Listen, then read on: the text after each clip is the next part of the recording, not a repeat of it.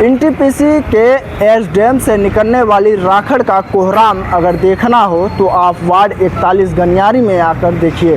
जी आपको बता दूं ये वार्ड 41 है जहां पर रूट बनाई गई थी कि इसे पीछे की ओर से लेकर जाना था, लेकिन किस नियम के तहत ये कार्य हो रहे हैं और कितने नियम का पालन करते हुए ये राखड़ गाड़ियाँ परिवहन हो रही हैं। देखिए जिस प्रकार से भारी वाहन चलती हैं उससे ये जो रोड है, रोड की हालत खस्ता होता हुआ नज़र आ रहा है। और यही नहीं, यहाँ की जो मूल निवासी हैं उनसे भी हम बात करेंगे कि आखिर में क्या कुछ समस्याएं हैं।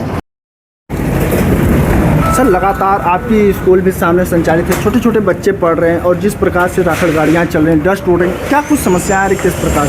सर इतनी ज़्यादा समस्या आ रही हैं कि मतलब जैसे सुबह मॉर्निंग टाइम में बच्चे आते हैं, यहाँ जाम लग जाता है, हर स्कूल के बच्चे जा रहे हैं, लेकिन इसमें समस्या ये हो रही है कि जैसे गाड़ी आ रही हैं, स्कूल वाले बच्चे लेट हो जाते हैं और यहाँ भीड़ लग जाती है बहुत सारा।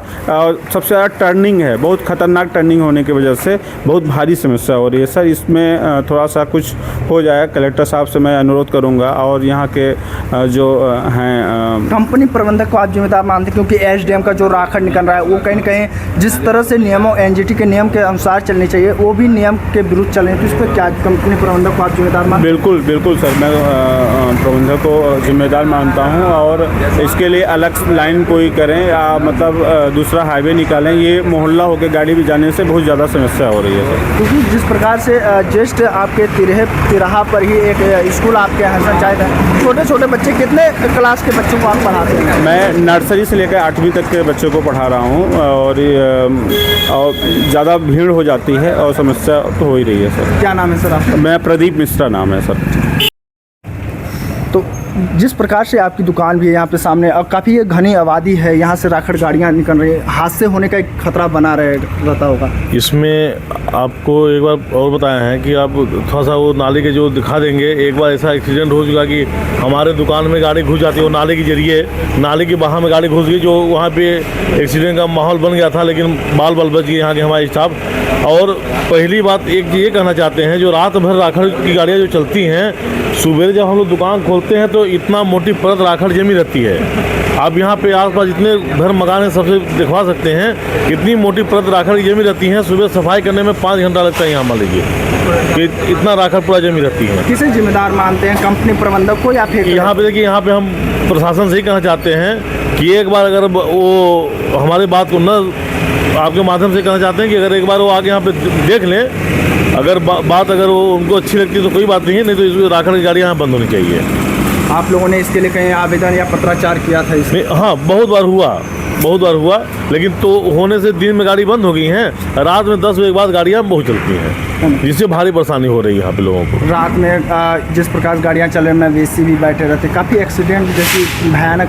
रात में तो यहाँ एक बार एक्सीडेंट हुआ था, रात में कि हाथ में पूरा उसका टूट गया था, वो भाग गया, आज तक पता नहीं चला कि कौन एक्सीडेंट किया उसको। ऐसा एक्सीडेंट बहुत देखने को मिल रहा है। रात बबलू विश्वकर्मा मेरा नाम है। तो जिस प्रकार से लगातार सिंगरौली ज़िले में नियमों एनजीटी के विरुद्ध गाड़ियां परिवहन कर रही हैं और कंपनियों पर अभी तक अंकुश नहीं लग पाया है, लेकिन देखना यह है कि क्या अब शासन प्रशासन और कंपनी प्रबंधक इससे जगती है या फिर यूं ही नज़रअंदाज करे धृतराष्ट्र बने बैठी है। सिंगरौली से मनु कुमार शाह, एशियन न्यूज़। क्या नाम है आपका? राम लल्लू। यहाँ पर जिस प्रकार से राखड़ गाड़ियाँ निकाल रही है, एनटीपीसी एसडीएम से राखड़ निकाल रही है और यहाँ से जो हाईवा गाड़ियों में लेके जा रही है, इससे काफ़ी समस्याएं होती होंगी आप लोगों को? समस्या होबा करला के समस्या होला। क्या दिक्कतें आ रही हैं? बहुत गर्दा वर्दा उड़ला, एक तो यहाँ रहला नहीं रह जा, बचरते लोग बाग जो जाते हैं उनको भी दिक्कत होता है, जाम लग जाला घंटन भर। ये जो रोड है काफ़ी सक्रिय है। हाँ। और इसमें काफ़ी घर, ये गांव भी है और यहाँ से बच्चे भी निकलते, हाथ से होने तो भाई लड़का बच्चा तो है ही बाना, जहाँ घर बा परिवार लेकर बाना आदमी, तो वहाँ तो लड़का बच्चा सब हैं, छोटे छोटे हैं, उनको भी डर लगता है, हाथ से होने का खतरा बना रहता है। हाँ, तो वो तो खतरा है ही है भाई। खतरा ऐसा होगा कि ना कोनो ही थोड़ा बा जबर रोडे में कुछ जही अबू जाना थोड़ा बाना, तो इसका जिम्मेदार कहीं कहीं कंपनी प्रबंधक भी है।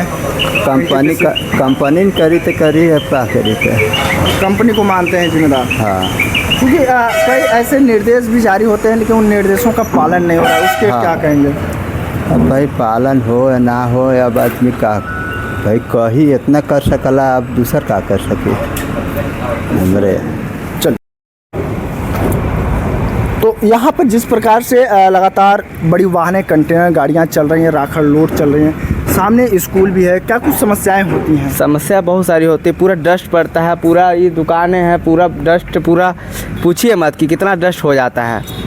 गाड़ी अगर 2 मिनट गाड़ी बाहर खड़ा कर दे तो साला राखड़ पूरा उस पर जम जाता है और बहुत सारी दिक्कत होती है, बाल साल सब पूरा उसमें, यानी पूरा खाने, कचरा, जिस प्रकार से ये राखड़ उड़ रहा है, खाने पानी भी में जाता होगा। सब चीज़ में दिक्कत होता है।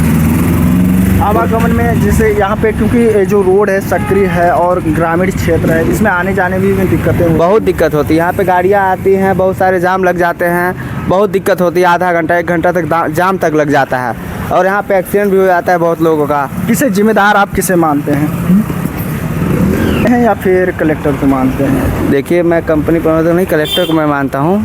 अगर वो चाहे तो हो सकता है, आप भी चाहे तो हो सकता है, पर अब कोई सुन ही नहीं रहा है। बहुत सारा यहाँ पे ऑब्जेक्शन उठाया गया इसके बारे में कि राखड़ बंद किया जाए, पर बंद नहीं होता है।